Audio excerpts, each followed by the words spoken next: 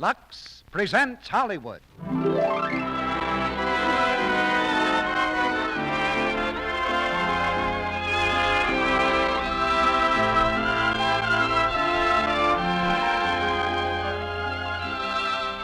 Lux Radio Theatre brings you Loretta Young, Jeffrey Lynn, and Brian Donlevy in Jezebel. Ladies and gentlemen, your producer, Mr. Cecil B. DeMille.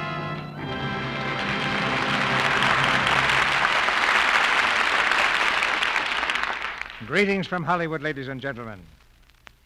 The test of gold is fire, and the test of a strong man or woman is not peace and success, but danger and disaster. It's true today, and it was true 100 years ago, when a vain and selfish girl suffered her trial by fire and came out a heroine. Tonight we tell the story of that girl in Jezebel. Broadway applauded it first so lustily that Warner Brothers transferred the play to the screen, and tonight it completes the cycle of the theater with our radio production. Jezebel is a drama that stirs every human fiber that can thrill to a story of great sacrifice and great love. A drama that requires a really fine actress in the central role. And that part goes to Loretta Young as our own private Academy Award for the magnificent performances she's given us in the past. Jezebel takes us back to a glamorous scene, the South before the war between the states, a land of gallant, quick-tempered men and lovely, impetuous women who lived by the high code of a day now beyond recall, lived excitingly, dramatically, and dangerously. That was the day of Julie Marsden, who will be played for us by Loretta Young, the time of Preston Dillard and Buck Cantrell, played by Jeffrey Lynn and Brian Donlevy. Those days were filled with adventure and beauty, but don't let's be downhearted, because these days are too. As a matter of fact, there are more beautiful women in this country now than ever before. And, of course, that helps to make Lux Toilet Soap a bestseller. Wherever you see beautiful women, and that's everywhere on this continent that I've been, Broadway, Main Street, or Hollywood Boulevard, you'll find Lux Toilet Soap a favorite. But come back with us now to the gaiety and color of the years when the South was a world in itself, and one of its loveliest cities was New Orleans. The curtain rises on the first act of Jezebel, starring Loretta Young as Julie Marsden, Brian Donlevy as Buck Cantrell, and Jeffrey Lynn as Preston Dillard.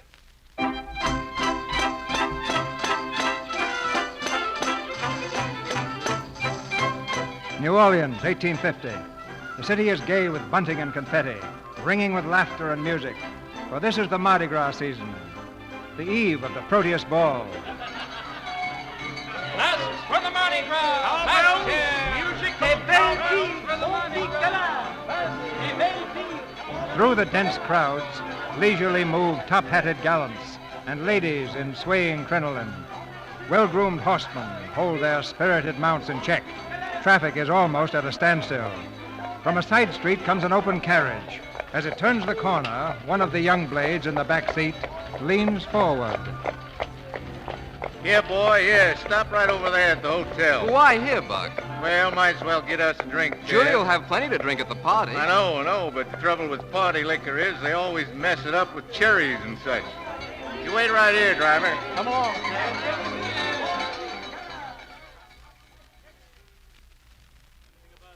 I tell you, if there's one thing I know, it's bloodlines. How you, gentlemen? Gentlemen, you, Buck. Buck. How you, Buck? How you, gentle Bogartus? Mr. DeLautrec, here's somebody who really knows horses. Buck, step over here and decide a bet. Sorry, but I got no time, sir. Ted and I just stopped by for a minute. Take no time at all, Buck. You heard him, sir. Buck's got no time. Gentleman, Buck Cantrell has no time.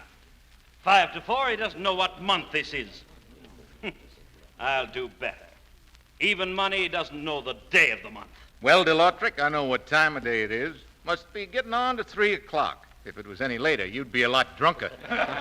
Isn't it admirable that Mr. Cantrell can joke when he's just lost the lady of his heart? Better not, Renee. It's true, gentlemen. Mr. Cantrell has just lost his lady. I wouldn't go on, DeLautrec. You see, gentlemen, Mr. Cantrell is in a bad humor. Press Dillard has won his lady from him. Press Dillard has won Miss Julie Marsden. Why, you... Easy, Ted. Let me handle this. DeLautrec, I thought I just heard you mention the lady's name. I must have misunderstood you, huh? And if I did mention a lady's name? Just that in a bar room, a lady's name is something that gentlemen don't mention. Are you trying to teach me manners, my friend? No. Wouldn't think of trying. I just some way don't like your hat, or your ears, or anything between them. Is that plain enough, Mr. DeLautrec? Amply, sir. Mr. Durrett will be my second. And I'll act for Mr. Cantrell, sir. Now, Ted, you're kind of young for this sort of thing. Listen, Buck, it's my quarrel more than yours. It's my brother that's going to marry Julie. What do you say, Buck? Well, if you feel that bad about it, go ahead, Ted. Thanks. Gentlemen, I have the honor to be acting for Mr. Cantrell. Will sunrise at the Oaks be satisfactory? Perfectly, sir. Ted, what you want to make it so confounded early for? Couldn't you make it 10 o'clock? We don't have to sneak up on him in the dark. Oh, well, your servant, gentlemen. Come on, youngster. Time we got along to the party.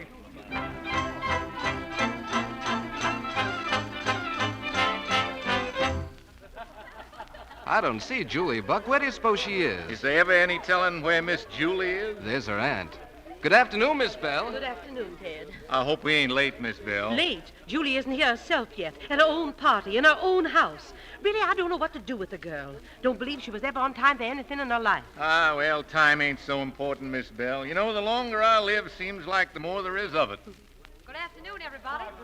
Oh, there she is. Why, she's in her riding clothes. Julie. I'm terribly sorry to be late. I had trouble with the coat. Julie, a riding habit. No time to change, Aunt Belle. I think you look lovely, dear. Why, thank you, Miss Kendrick. How are you, Ted? Buck? Miss Julie? How you, Julie? Julie, everybody's been talking about you. It's disgraceful. But I said I was sorry. You know, when a colt gets high-headed, it's teach him his manners right now or ruin him. Yes, that's so important, isn't it? Yes. Julie, dear. Molly. Oh, Julie, I've been wanting to tell you, and I haven't had a chance. I think it all sounds so thrilling, Julie. Mary and Press Dillon going to live way up north. That hasn't been decided yet. Oh, Julie, I wish you and Press all the happiness. The best of health and the most of prosperity. Molly, you said the very same thing the last time Press and I were engaged. Well, where is Press? I haven't seen him yet. Oh, he'll be here. He was held up at the bank. Something important, he said. Drinks for the gentleman, Miss Judy. Oh, thank you, Uncle Cato. Buck? Thank you. To the very good health of the future Mrs. Dillard. Aren't you going to wish me happiness, too? What's the use? You won't get it. Marrying a trader, going up north. Press is a banker, not a trader. I'll thank you to remember that, Buck. I keep forgetting there's a difference. But just the same, you're not going to like it at the north, Miss Julie. I tell you, that's a fact. I'll be happy anywhere Press is. My dear, isn't Preston ever going to arrive? Oh, I am sorry, Miss Kendricks. He'll be here later. Preston found it important to meet with the directors of his bank. But it's your party, Julie. I think he knows that. Oh, what a shame. But I suppose a shoemaker must stick to his last. Bankers, too, Miss Kendrick. Excuse me. Aunt Belle, has Press sent any word? Just that it can't come is all. He can't come. Uncle Cato, order a carriage, please. Yes, sir, Miss Judy. Julie, what for? If Press can't leave his bank to come to me, then I shall have to go to the bank. Julie!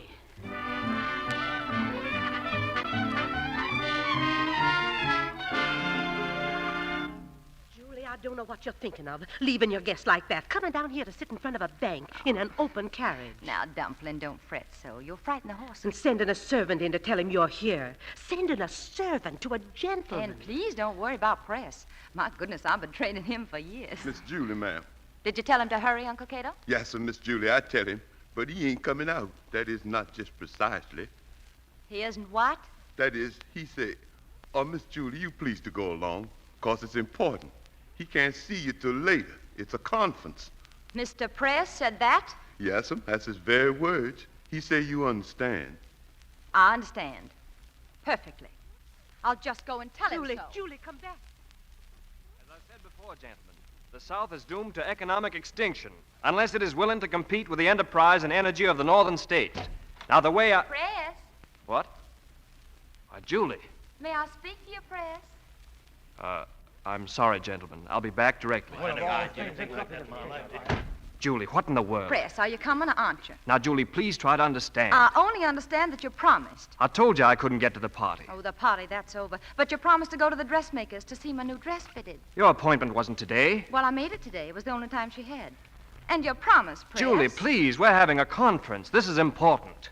I suppose it isn't important that I've spent a month having my ball dress made for tomorrow night. In fact, I don't suppose it's important what I wear to the Proteus ball. Oh, now, honey. It's only you that's so important. You and your board of directors. I suppose they couldn't possibly get on without you. Now, Julie, you've got sense. Thank you, Press. Right now, I'm having the fight of my life in there. A grand fight. I've got to get back. Just you run along, and later tonight... Don't trouble. I'm sure you'll be too exhausted from your great struggle. Julie, you must realize... I realize only too well. Good day, Mr. Dillard. I'm sorry I troubled you.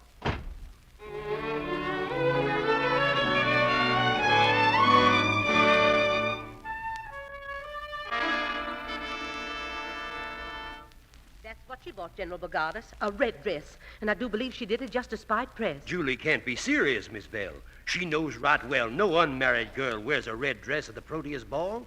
Don't she know what a fuss everyone will make? That seems to be what she wants. But she couldn't do that to Press. She knows the position he has to maintain in this town.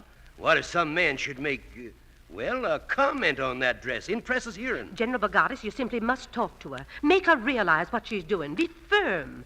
You're her guardian. And you're her aunt, Miss Belle. There ain't much I can do after 20 years of your spoiling it. Just rest right in here with the folks, Mr. Press. Here's Press now. Tell Miss Julie I'm here, Uncle Cato. Evening, Aunt Belle. Oh, Press, I'm so glad you've come. I thought, that is, Julie said you'd called again. Aunt Belle, it's high time we all stopped hanging on every word Julie says, when most times she only half means them. I agree with you, Press. Miss Belle, I'm going to speak right out. That girl is high-headed and willful, and I'm mighty glad Press has come to realize it. I appreciate your interest, General, but I believe I can handle this. Mr. Press, Yes, Uncle Cato. Miss Julie, she say, would you most politely excuse her? Excuse her. Is she ill, Aunt Belle? Why, no, Press. She's as sound as a nut. You'll pardon me a moment, please. I want to find out about this. Take all the time you need, my boy.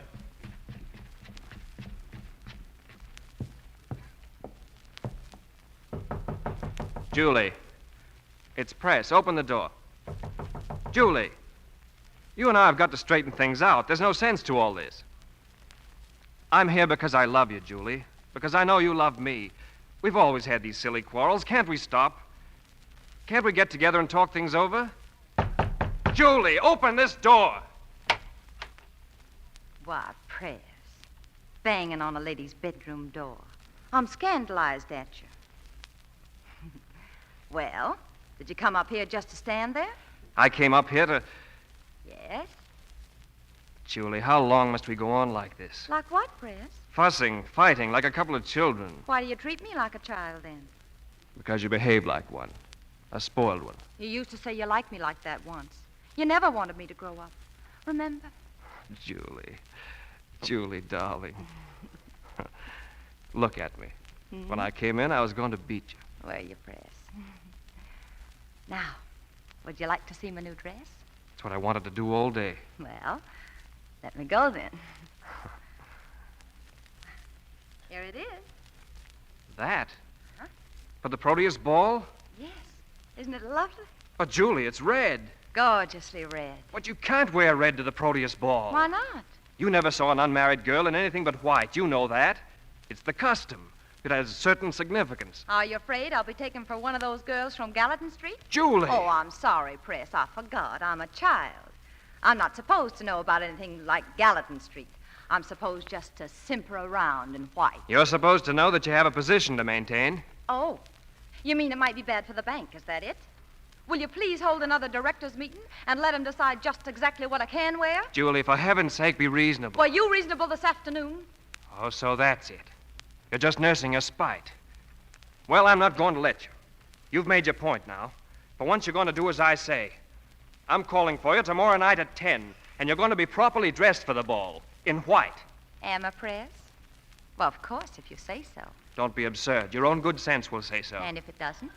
Then, my sweet, you and I will sit at home with our embroidery. Good night. 10 tomorrow, in white. Good night, Press. 10 tomorrow.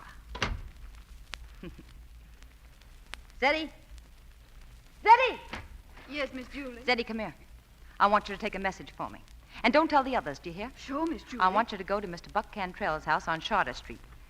Ask him if he'll kindly come to the house here tomorrow night at 10.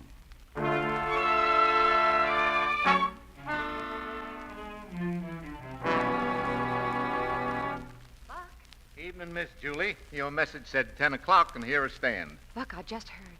Is it true you killed him? Killed who, Miss Julie? You know what I mean, Mr. DeLautric. What was the quarrel about, Buck? Show, Miss Julie, I don't rightly follow you. I saw Mr. DeLautric this afternoon, got his arm bandaged, that's all. Oh, I see. I zing, Miss Julie, you all dressed up for a hog killing. That's the reddest red I ever did see. I hoped you'd like it.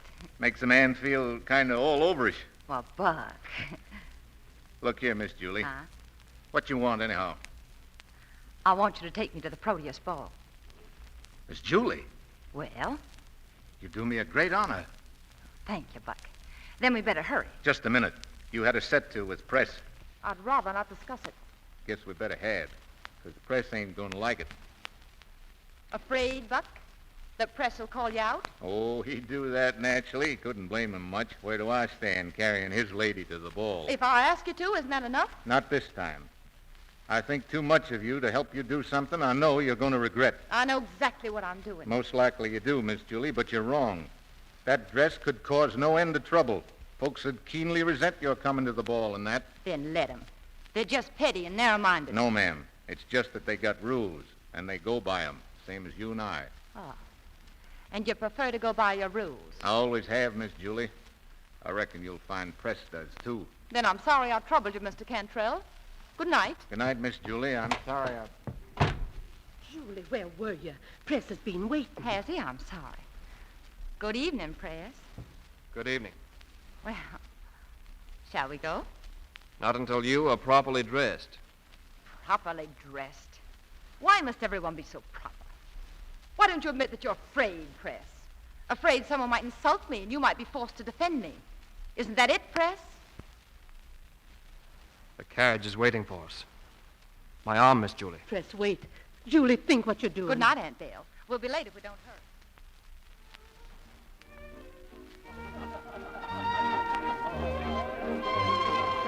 Your wrap, Miss Julie. We can leave it here. Thank you. Private is warm in here, isn't it? I think we'll find it even warmer inside.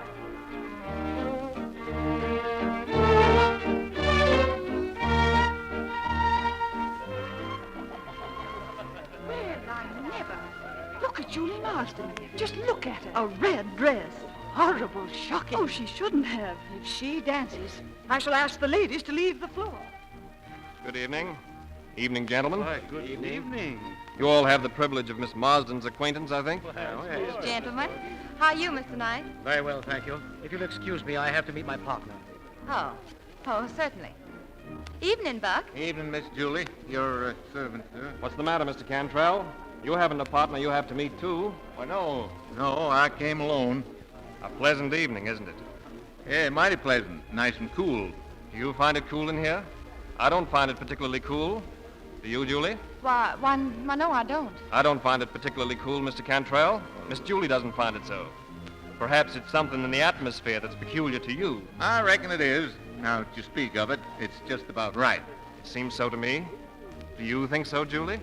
Yes. Yes, Press. Will you excuse us, Buck? Your servant, Miss Julie. Thank you. Yours, sir. Press, I think we better leave. Take me home, please. Why, my dear, we haven't danced yet. Shall we? I don't want to dance, Press. I'd rather go. Oh, but we must. Come, Julie. Press, did you hear me? I don't want to. Dance, Julie. Press, stop. Let me go. Oh, no, Julie. They're leaving the floor. Let them. You don't care what they think, do you? I won't dance alone, Press. Please, Press, take me out of here, please. Why did they stop the music? Oh, Press. Play. Press, don't. Go on, play. Do you hear? I won't play. do it. I won't do it. That's better. Now, come, Julie. Oh, Dance. No, let me go. Let go. Dance. I don't. If you don't let me go, Dance. We came here to dance.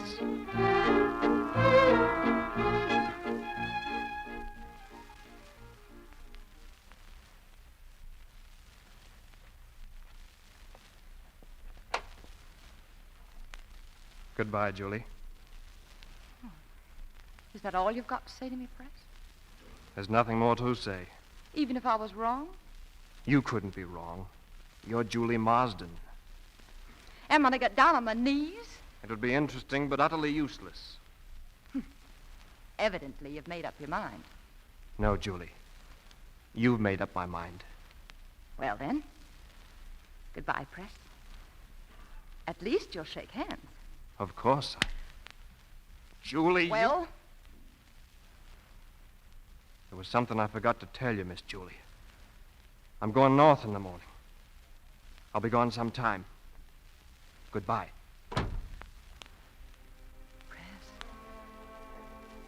Press.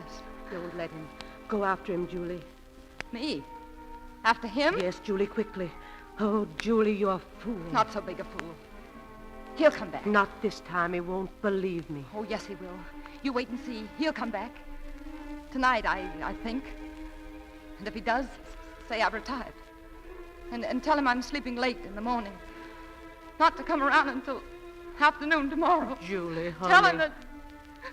Tell him that...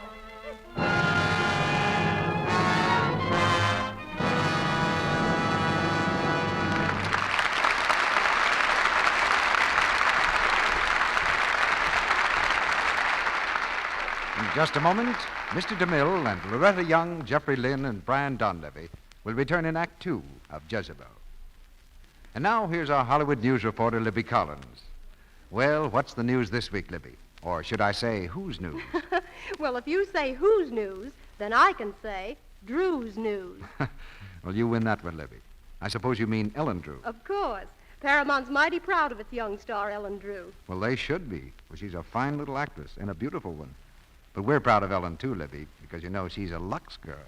She always uses Lux toilet soap for that $1 million complexion of hers. Yes, but do you know her story, Mr. Ruick? How she happened to get into pictures? No. Suppose you tell us, Libby. Well, she was a sales girl in a small department store at Inglewood, Illinois, at $10 a week. The store manager entered her picture in a beauty contest. She won and came to Hollywood. But she found beauty contest winners are about as numerous as palm trees out here. So she got a job as a waitress in a luncheonette. One day, an agent came in for a soda, saw Ellen and forgot the soda. He arranged for a screen test, and a contract with Paramount followed. Her first big chance came when she played the feminine lead in Sing You Sinners with Bing Crosby. I remember Ellen in that picture. But hasn't she just made a new one called June and December or something like that? Well, you're close, Mr. Ruick. Her new picture is Christmas in July with Dick Powell. Oh, of course. And here's something else you'll want to know. Ellen told me that winter and summer, every day in the year, she gives her skin a Lux Soap Active Lather facial. She says these facials are a wonderful aid in keeping her skin soft and smooth, just right for camera close-ups. Thank you, Libby. I'm sure that women everywhere will be interested in that piece of beauty news. And now here's the way to take a Hollywood Active Lather facial. A facial with active lather that removes every trace of dust, dirt, and stale cosmetics. Smooth the rich Lux soap lather gently into your skin. Rinse with warm water, a dash of cool, and then pat lightly to dry. See how smooth your skin feels, how fresh it looks. Try these active lather facials for 30 days. They're quick, they're easy, and they really work. Remember, 9 out of 10 screen stars use gentle white Lux toilet soap. Now, our producer, Mr. DeMille. Act 2 of Jezebel, starring Loretta Young as Julie Marsden, Jeffrey Lynn as Preston Dillard, and Brian Donlevy as Buck Cantrell.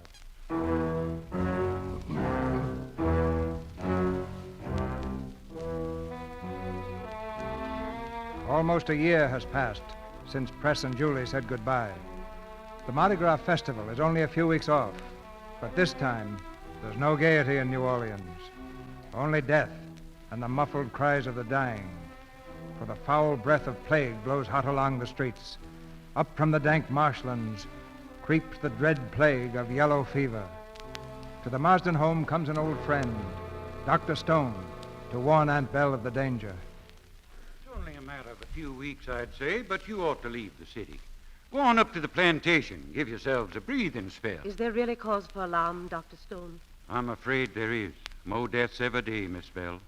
The city ain't going to be very pleasant till this blows over. Well, I'll speak to Julie again. She's been set against leaving, but I'll try to persuade her. Julie don't look as well as I've seen her. Looks a little pale. It's all I can do to get her to step from this house. Won't go outside except to ride that crazy thoroughbred of hers. And then I'm in fear and trembling she'll break her neck. Won't go any place where there's company, and won't have company in. Young Mr. Cantrell and the others she hasn't received in months. They've stopped calling. Only leave cards. Oh, what does she do all day long? Tends the house like no house has ever been tended. She's so particular. If an article is half an inch out of place, or if one speck of dust is on anything, she notices. It makes me uneasy. You might be interested in a piece of news I got today. Preston Dillard's coming back. Press? Arriving Friday on the packet. What brings him? This yellow fever business. We two stand together on what ought to be done about it, so now it's busted loose, he's coming back. It's high time. Miss Julie might be interested, too. Yes. You know, Doctor, I expect I know Julie like nobody ever will. Maybe I love her most when she's her meanest, because I know that's when she's loving most. Morning, Dr. Stone. Oh, morning, Miss Julie. I was just talking about you running up to the plantation for a few weeks. Again? Miss Julie, you don't seem to understand. Dr. Stone, I'll let you know about it as soon as I can. Do, Miss Belle, do. Morning, Miss Julie. Bye, Doctor. You know, I do believe Dr. Stone takes pleasure in frightening people, particularly women. You don't remember the last outbreak of fever. You were too little. It was dreadful, Julie. I'm not afraid. I guess it's pretty serious. Press Dillard's coming home on account of it. Press is coming home? Of course. Of course he is. Did you know it? Certainly I knew it. I knew it all along. He had to come to me. He couldn't help himself. He wouldn't know how to fight as hard as I have to keep from going to him. We'll be married, Aunt Belle. I'm going to beg his forgiveness. I was vicious and mean and selfish, and I'm going to tell him how I hated myself for being like I was even then. I'll humble myself before him. All that ever stood between us will be gone when he takes me in his arms. There, child. Perhaps we'd better go to the plantation now that Press is coming. Of course. That's the right place for our meeting. We'd best start packing, too. Uncle Cato, Zeddy. Oh, Aunt Belle, we'll give a party. We'll invite everybody. A party to celebrate.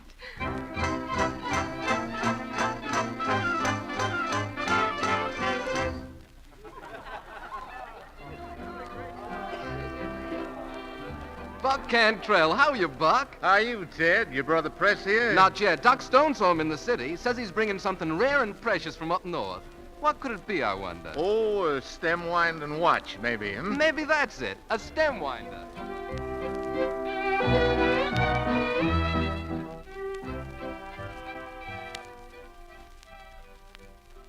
Look, Aunt Belle. You look lovely, dear. But you'll wear that dress out, fixing and fussing. Everything's got to be right.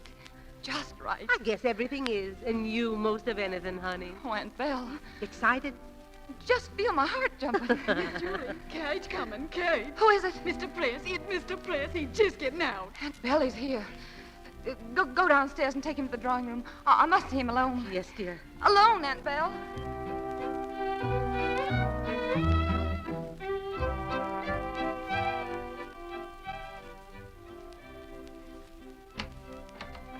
Press. Oh, Press. Well, what are you staring at? Are you remembering the time you wanted me to wear white? Are you, Press? Well, until now, I never have. Oh, what's the matter? Cat got your tongue?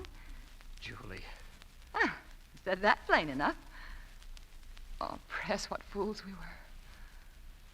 Press, please. That's over, Julie. Yes, of course it is, but... Oh, darling, I can't believe it's you here. I've dreamed it so long. A lifetime. No, even longer than that, and Julie, No, don't say it, not yet. Press, I put on this white dress for you. To help me tell you how humbly I ask you to forgive me. See, Press, I'm kneeling to you. Julie, don't. I want to, Press. I want to make you forgive me and love me as I love you. Get up, Julie, please. Press, Get up. I only want you to know... Do you suppose I... Oh. Come in, Amy. Julie, this is Amy, my wife. Your wife? And you are, may I say, Cousin Julie? You're Press's wife. Well, Press, you're funning. Hardly. Married on such short notice. My felicitations, Press. You from the north, Miss Dillard? Yes, New York. From New York. Yes, I've never been south before, but I know I'm going to love it. You have such charming customs down here. You may find our customs, as you call them, quite different, Miss Dillard, from your countries. However, I'm happy to welcome you. Thank you. I did want to meet you. Press has told me so much about you. Everything, I suppose. Are you very surprised? We Southerners are impulsive, aren't we?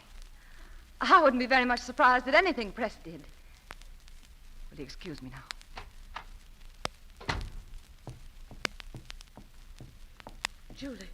Julie, wait. I tried to find you, to tell you. Married. He's married. Julie, child, I'm so sorry. Oh, for heaven's sake, don't be gentle with me now. Do you think I want to be wept over? I've got to think and to plan. You can't fight marriage, Julie. Marriage? To that little washed-out Yankee. Press is mine, do you hear? He's always been mine. If I can't have him, then... How are you, Miss Julie? Why, Buck Cantrell. Well, why didn't someone tell me you'd come? Well, I'm most pointedly delighted. Most pointedly delighted, Miss Julie. Thank you. And just for that, I'm going to make you sit next to me at dinner. You honor me, Miss Julie. Oh, my goodness, Buck. You don't know how glad I am to see you.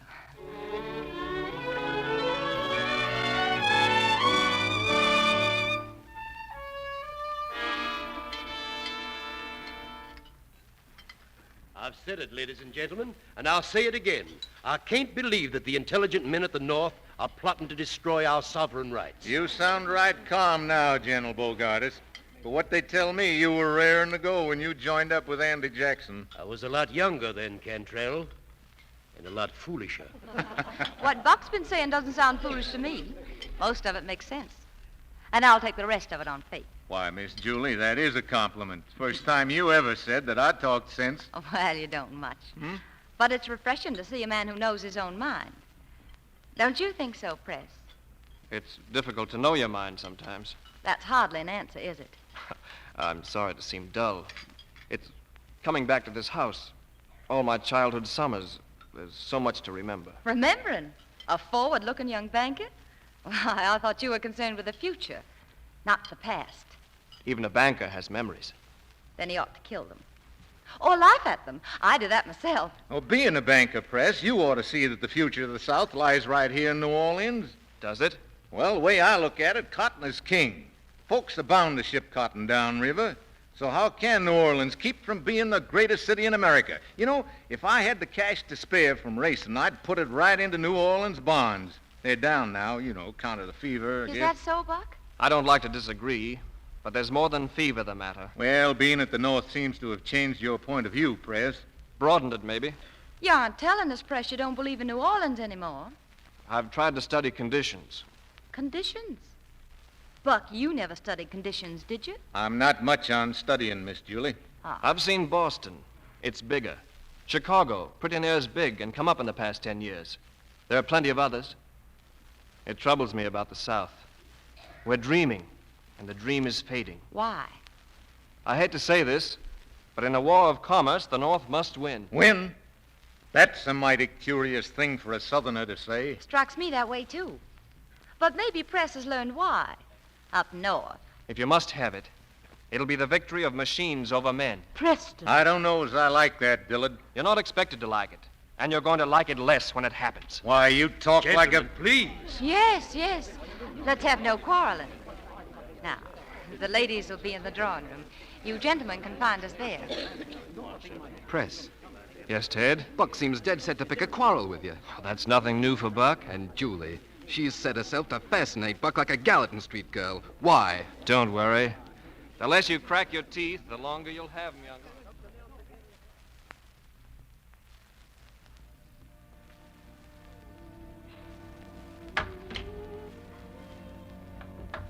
Press, I saw you come out here. I wanted to talk to you. Yes, Julie? Why did you do it? Why did you marry her? Because I loved her. No, you're not a fool, Press. You've had my love. And lost it. Wasn't that memory more real than anything she had to give you? Don't look that way, Press. Just tell me. You must. Please don't, Julie. Shall I cry for you? Nobody but you ever made me cry, and that was only twice. And both times you gave me what I wanted. You remember? Yes. How much do you remember? Everything you ever said or did. Oh, Press. But it's past now, Julie. Done. Finished. How ought to have come to you. I wanted to so terribly. It was because I wanted to so much that I couldn't. You understand that, don't you, Press? I didn't understand. I only knew what you did. I didn't understand myself. But I do now.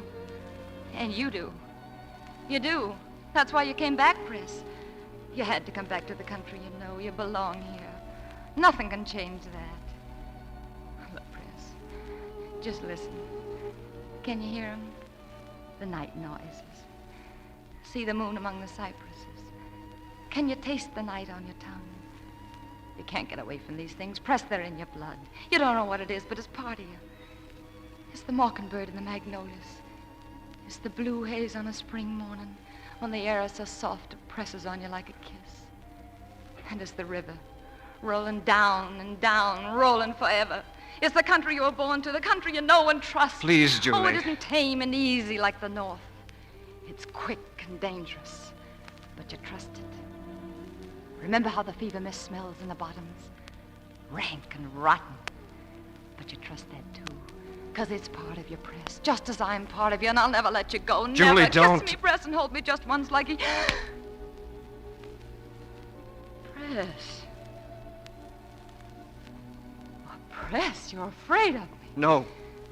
Then you're afraid of yourself. Yes, that's it. You're afraid of yourself because it's pulling you.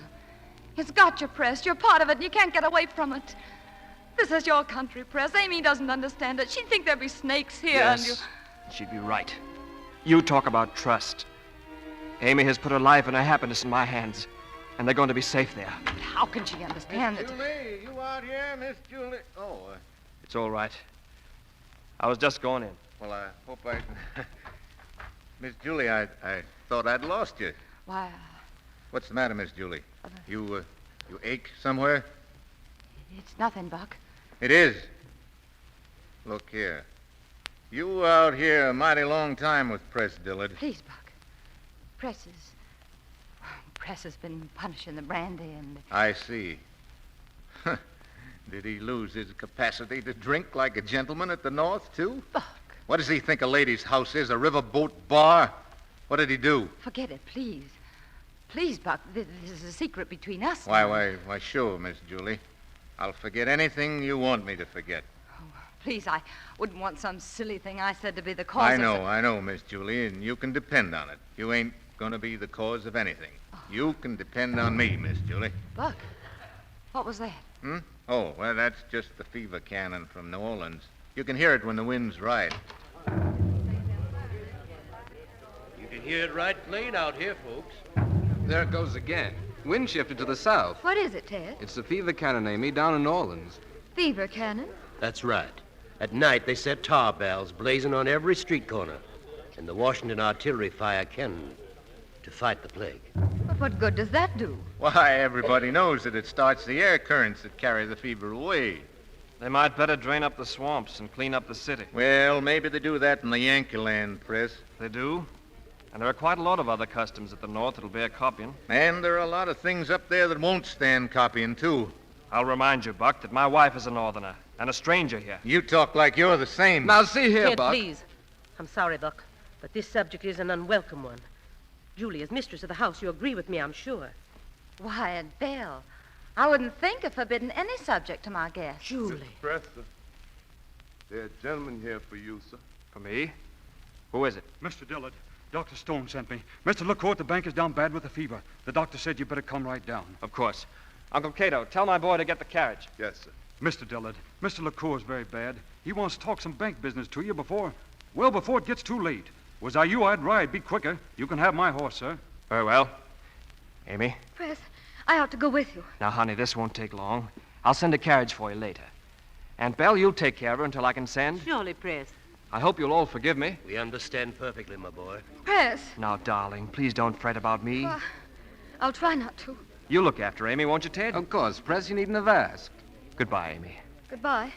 Goodbye, all. Oh, I do hope everything will be all right. It always is. Of course, it's a pity Press had to leave now. But I suppose his bank comes first. Well, Press is devoted to the bank. Yes. Rather unfortunately so. You don't find that admirable, Miss Marston? Oh, admirable, I suppose. It just seems to me there are other things more interesting. I imagine Buck finds it so. Why, Miss Julie, I never go into a bank if I can help it. Seems like they're mostly studying how they can get something away from somebody. I wouldn't say that, Buck. I beg your pardon, Ted? Now, Ted, all Mr. Cantrell meant to say is that most folks down here prefer other pursuits, like planting and You need not apologize for Mr. Cantrell. I'm sure he is capable of defending his own insinuations. Why, Mistress Dillard, ma'am, I surely didn't mean to offend. I was just talking. Of course, Amy. Buck didn't realize what he was saying. Why, he doesn't even realize how Julie's using him. Now, Ted. Ted, please. Ted, son, how do you mean that? I don't get the sense of it, but it don't sound polite. You know right well what I mean. Julie's been egging you on, first against Press and now his wife. Ted, be quiet. I meant what I said. Then let's just figure I didn't hear it, Ted. And, boy, I'd keep Miss Julie's name out of your conversation. You're fool enough to defend what you don't even understand? I don't see anybody that needs any defense, Ted, and if I did, I'd make out to defend them, I suppose, yes. Let's put it this way, then, Mr. Cantrell. All evening I thought you coarse and loud and not a gentleman. That's better. Very well, Mr. Dillard, sir. Mr. Allen will act for me, and we'll be happy to do you the honor. You young jackass.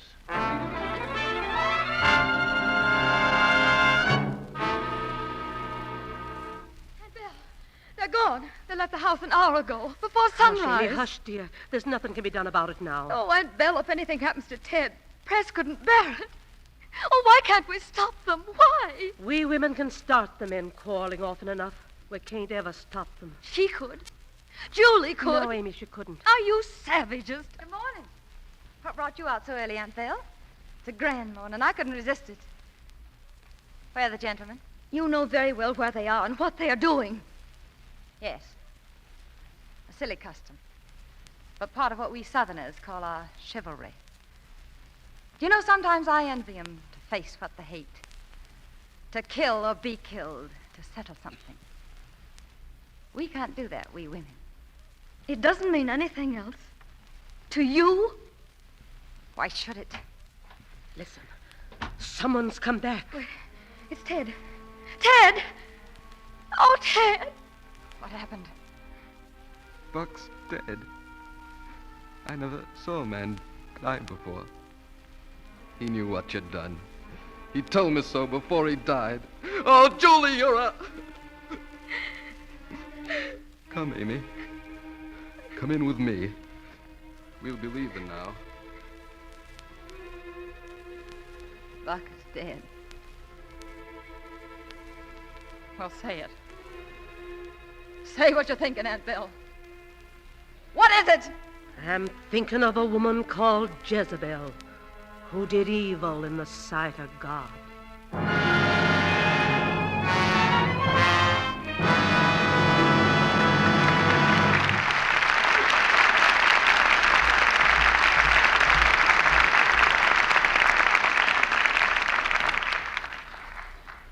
After a brief intermission, Mr. DeMille and our stars Loretta Young, Brian Donlevy, and Jeffrey Lynn will bring you Act 3 of Jezebel. And now Sally here tells me that she has another helpie for us. A helpie, you know, is Sally's own way of saying helpful hint. Thanks for explaining that, Mr. Ruick. But I think maybe tonight's helpie really should be called a thrifty. A thrifty, eh? How's that, Sally? Well, last week you said Lux toilet soap was very economical to use as a bath soap, too. You said it can be used down to the last thin little sliver. So I did, Sally. That's because Lux toilet soap is hard-milled, you know. Well, I've been thinking about that last thin little sliver, and I began to wonder if all of our women listeners know this thrifty little trick. While your new cake of Lux toilet soap is moist, just take that little sliver and press it firmly onto the fresh cake. That way you use up every last bit, and there's never any waste at all. Well, thank you, Sally. That's a good thrifty. And I'm sure that it's going to be appreciated by the millions of women who depend on a daily Lux soap bath to protect that important feminine charm called daintiness. You see, Lux soap has active lather that does a gentle, thorough job, leaves skin really fresh, sweet, perfumed with a delicate flower-like fragrance that screen stars and fastidious women everywhere find delightful. You'll find that while Lux Toilet Soap makes your daily bath a real luxury, it costs so very little, it's thrifty, especially if you buy it the economical 3 cakes at a time way.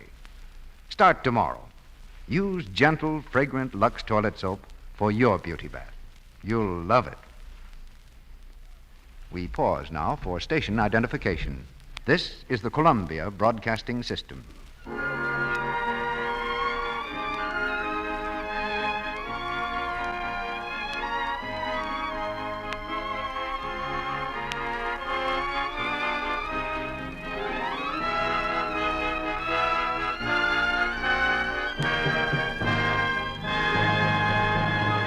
The curtain rises on the third act of Jezebel.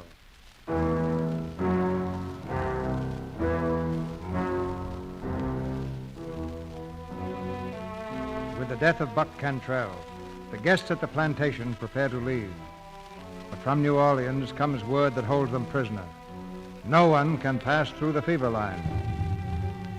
In the city, the dull boom of cannon punctuates the sultry night as a long procession of wagons rattles through the deserted street.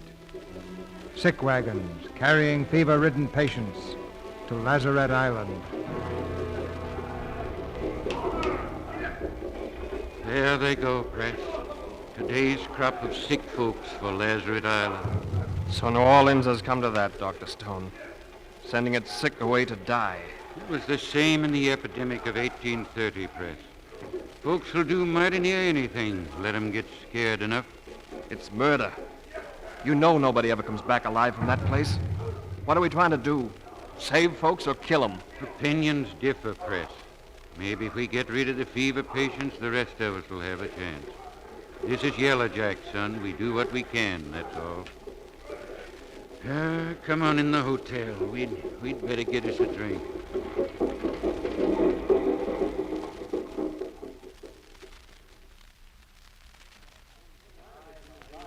Yes, sir. What will it be, gentlemen? Bourbon. Make it double. Single for me. Yes, sir. Look here, son. Ain't that kind of unusual for you? Are you telling me what I can... I'm sorry, Dr. Stone. I don't know why I said that. Don't you feel right, boy? Why, kind of edgy, maybe. Been a tough day. And I got chilled walking up. Chilled? Press, you ought to be easing down. With liqueur gone, we're looking to you to see the bank through this mess. I couldn't be. I saw him myself day before yesterday. I saw him an hour past. You think I don't know a dead man when I see one? Buck Cantrell? Yes, Buck Cantrell. He's dead, I tell you, and Ted Dillon's the one who killed him. Ted? Oh, I don't believe it. Gentlemen, I'll give 20 to 1 that it's the truth. Just a minute. Yes, sir. I believe I heard you make a private matter that concerns my family the subject of a bet. Well, I'm mighty sorry. I didn't know. It's not a thing to bet on. I reckon you're right, sir. I don't want to hear any more of it. I don't... What is it? I'm dizzy. Press. Yellow Jack. He's got Yellow Jack.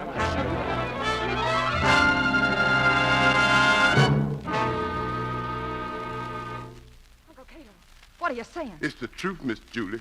Dr. Stone sent me from New Orleans. Mr. Press, he got the fever bad. Fever? Yes, sir. He took him to your house, Miss Julie, 'cause the hotel folks won't take him in. They're going to send him off to that leper place. The Lazarette? I can't. I've got to get to him. Only trouble, Miss Julie. They ain't letting nobody through the fever line. How come they let you through? They never, Miss Julie. I just kind of ooze through. But how? Why, when them white gentlemen stop me just out of town, I leave the horse with some folks I knows, and I go walking. Yes? I kind of squinch through the cane by the bayou.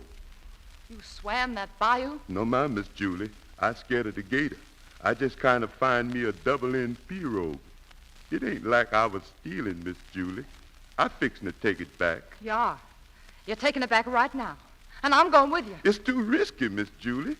And the Yellow Jack cutting folks down like straw back in New Orleans. That's why I got to be there. Do you hear? We're going.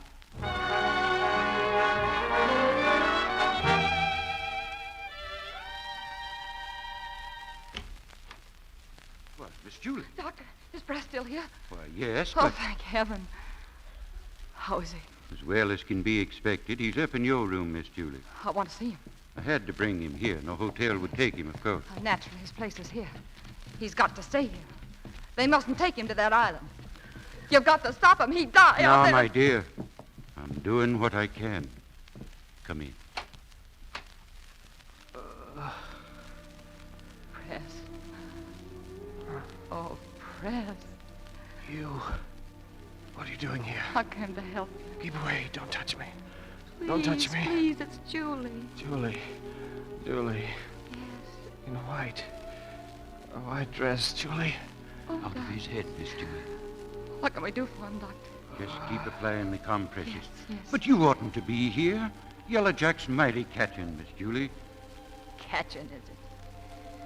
We need more ice, Doctor. I'll go down and send some up. We'll keep him here. They can't take him away from us. We'll make him well again. Julie, I must tell you it was my duty. Press is a fever patient. I had to report him. You reported? Yes. You'd send Press out to die? You couldn't. Julie, I put Press on his first horse. I caught his daddy out of his saddle when he died at Buena Vista at the head of his men. If there was anything else to do for Press, I'd have done it, Miss Julie. The compresses are warm. The ice, Doctor. I'll see to it. Lazarus Island. To die alone. Oh, no, Press. No, I swear it. Not alone. Press. The river. Yes. Part of you. And the blood. Oh. I made you cry. Don't, darling, don't. White. Never wore white. Never wore white. Julie. Darling. Julie. Shh, darling, don't. In the blood. Never get away from it. Never. Never. Never. Press. How is he? Amy. Amy, you shouldn't be here. Press is sick, and I'm his wife. I'll take care of him now. Well, did you speak to Dr. Stone? They're coming to take him away. I know it's what Press would have wanted. And I'm going with him. You can't. I'm going. It's my right. Of course it's your right, Amy. You're his wife. But are you fit to go? Loving him isn't enough. If you gave him all your strength, would it be enough? I'll make him live or die with him. Amy, do you know the Creole word for fever powder, for food and water? How to talk to a sullen, overworked slave and make him fear you and help you. Press's life and yours will hang on words that you can't say. And you'll both surely die, Amy. And it must be that way. But it isn't a question of proving your love by laying down your life for Press. It's nothing so easy, Amy. Have you the knowledge and the strength to fight for his life and your own as you'll have to fight? Amy, it's no longer you or I. What do you mean? I mean that I'll make him well. I'll make him live, Amy, I will. Whatever you'll do, I'll do more. Because I know how to fight better than you do. Amy, if you knew the horrors of that place. It's not a hospital. It's a desolate island haunted by death. They'll put Press in an open sled with hundreds of others. You must be there with him, day and night, watching every breath he draws. You must bathe him, give him his drugs, and you'll have to fight for his food and his water. You must keep him living, Amy. You must keep the living away from him as well as the dead. Be there by him, with your body between him and death. I'm not afraid. No, you're not afraid, Amy. I think you're the bravest woman I ever saw. I believe you even have the courage to save him by giving me the right to go in your place. You're not afraid to die. But I ask a greater sacrifice in Press's name. His life. And for yourself. I ask you humbly for the chance to give proof that I can be brave and strong and unselfish. Oh, help me, Amy. Give me the right to make myself clean again like you were clean. You love him. Even more than I believed was in your power. Then let me prove myself worthy of that love, Amy. Julie, tell me. Tell me something which only you can tell me. Does Press still love you? He himself mightn't know, but you would. Tell me. Oh, please, you've got to let Tell me me. Amy, what does it matter who Press loves? It's his life that matters. We both know Press loves his wife. Is that true? I've done too much against him, Amy. You were gentle and brave as I never knew how to be. Had there been any love in his heart left for me, I'd have taken him from you. I tried and I failed. Because he loves only you. Sick wagon. You ready? Amy. I'm grateful to you for telling me what I had to know. I believe you've earned whatever right was mine. God protect you and Press. Go with him. Thank you. Come in. Come in. We're ready now.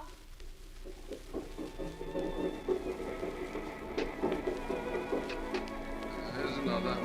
That's the Red Island. Julie. Yes, Press. Yes. Don't leave me, Julie. I won't leave you. I won't leave you, Press.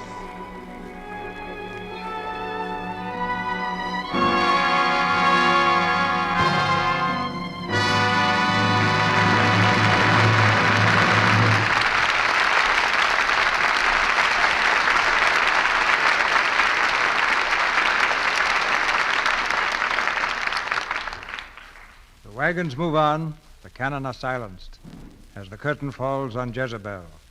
And we all join in applauding the artists who brought us this play tonight. Loretta Young, Brian Donlevy, and Jeffrey Lynn. The next time a performance as fine as Loretta Young's comes along, Mr. DeMille, don't put me in the cast. I'd rather be in the audience so I won't miss any of it. You've got an idea there, Jeffrey, and you can save a seat for me. You, too, can be in the audience if you like, but I want to be right up here producing the play. My goodness, I seem to be surrounded by 3 true Southern gentlemen, and I'm very grateful to you. There's one thing, Loretta, we want to speak to you about. We think you had a perfect right to go off to Mexico and New York on your honeymoon, but it's time now that you started another picture. Well, as a matter of fact, Mr. DeMille, I'm going to work very soon in Mr. Frank Lloyd's production, Lady from Cheyenne.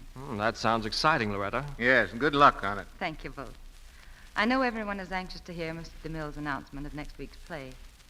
But before that, there's something I'd like to say to the ladies in the audience. Green light, Loretta. Go ahead. Well, this is especially for those women who have never tried Lux soap. I've used it myself for a good many years, but I know that a few days' use will convince anyone that Lux soap really is a fine complexion soap. That rings the bell, Loretta. Lux soap is its own best salesman. Well, Mr. DeMille, what about next Monday night's play? Next week, Brian? Yeah. We present our own special climax to the 1940 football season. The first complete radio production of the current Warner Brothers hit, Knute Rockne All-American. And our star will be the same one you saw in the picture, Pat O'Brien, in his great performance as Knute Rockne. Besides Pat O'Brien, you'll hear Ronald Reagan and Donald Crisp, also of the picture cast, and Fay Ray. This is more than the story of winning football teams. It's the thrilling true-life drama of a man who taught his players a code of conduct that will live long after gridiron triumphs are forgotten. A man who left his mark on America. And next Monday night, you can all have seats on the 50-yard line when we present Knute Rockne, All-American. The cheers will be spontaneous for that show, Mr. DeMille, and we'll be right on that 50-yard line. Good night. Good night. Good night. Good night. You've made it a night we won't forget.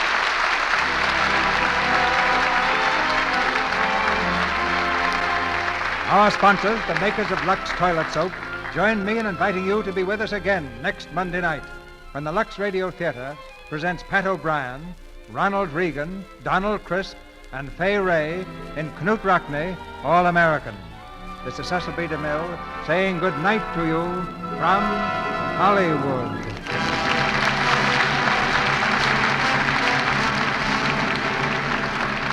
Heard in tonight's play were Verna Felton as Aunt Belle, Eugene Francis as Ted, Lorene Tuttle as Amy, Griff Barnett as Dr. Stone, Earl Ross as General Bogardus, Lou Merrill as DeLautrec, Jack Carr as Uncle Cato, Claire Videra as Mrs. Kendrick, Ann Tobin as Molly, and Ralph Sedan and Byron Shores.